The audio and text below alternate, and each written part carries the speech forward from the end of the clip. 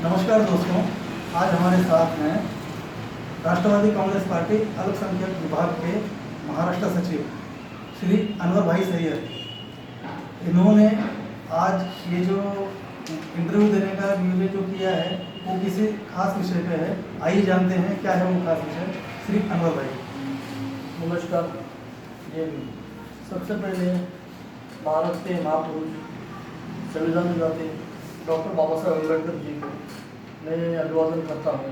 साथ ही लोकशाही अण्णा भाऊ साठे, छत्रपति शिवाजी महाराज और अपने मौलाना आज़ाद और टीपू सुल्तान रहमतुल्लाह अलैह, इन सबको मैं अभिवादन करता हूँ। आज जो आपने ये इंटरव्यू देने का विचार किया है, इस विषय का इस इंटरव्यू का क्या विषय है? ये विषय ऐसा है कि सर सबके दिलों को एक चोट पहुंची है पूरे देश में।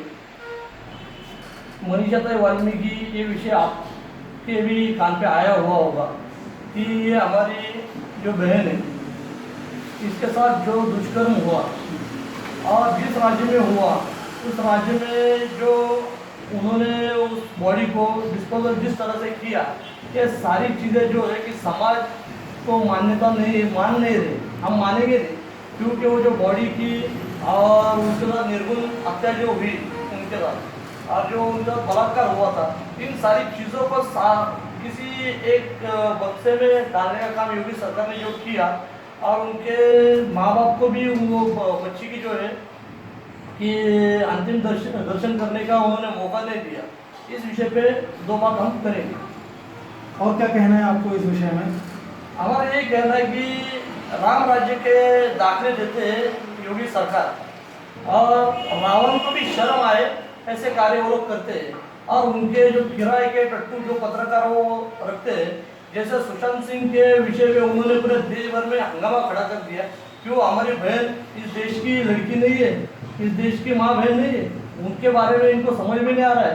और योगी सरकार जो है जैसे घर घर से और मोहल्ले मोहल्ले से राज्य करके आज देश भर में निषेध व्यक्त हो रहा है योगी सरकार का, और साथ ही साथ मोदी सरकार का भी निषेध हो रहा है। ठीक है, तो लोगों की मांग ये है कि इसकी जो है सीबीआई चौकसी होनी चाहिए। जो भी हमारी बहन के साथ में दुष्कर्म हुआ है उनके गुनहगार को फांसी की सजा होनी चाहिए। और इसी के तहत कि योगी सरकार ने जो रातों रात अंतिम संस्कार का नाम देते हुए जला दिया हमारी बहन की बॉडी को, तो हमारी मांग है कि पहले वहाँ राष्ट्रपति शासन लागू हो जाए और योगी सरकार की खुद सीएम की और जिम्मेदार जो भी अधिकारी पुलिस थे उनकी भी सीबीआई चौकसी हो।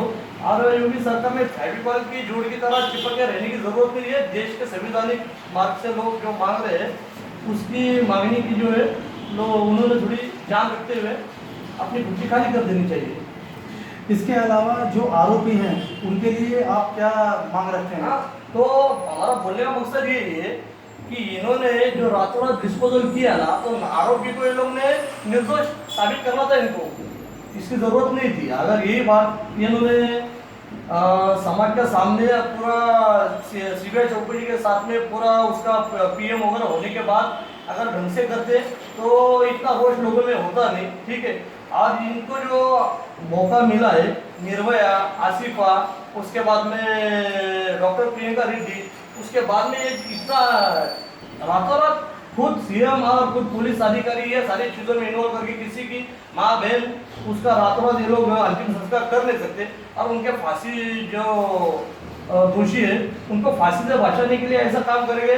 तो सर जैसे आज दिन में 10-10 आंदोलन देश भर में राज्य भर में निकल रहे, तो हमारी यही मांगनी कि ये फांसी तो उनको होनी चाहिए। साथ ही साथ ये निर्लज जो है सरकार उत्तर प्रदेश की लोगों की भावनाओं को समझ के लोगों का सहयोग करे। इस तरह से गुस्से में भरे बैठे ये थे सिंह गर्जना करते हमारे साथ में दलित मित्र श्री अनवर भाई सैयद।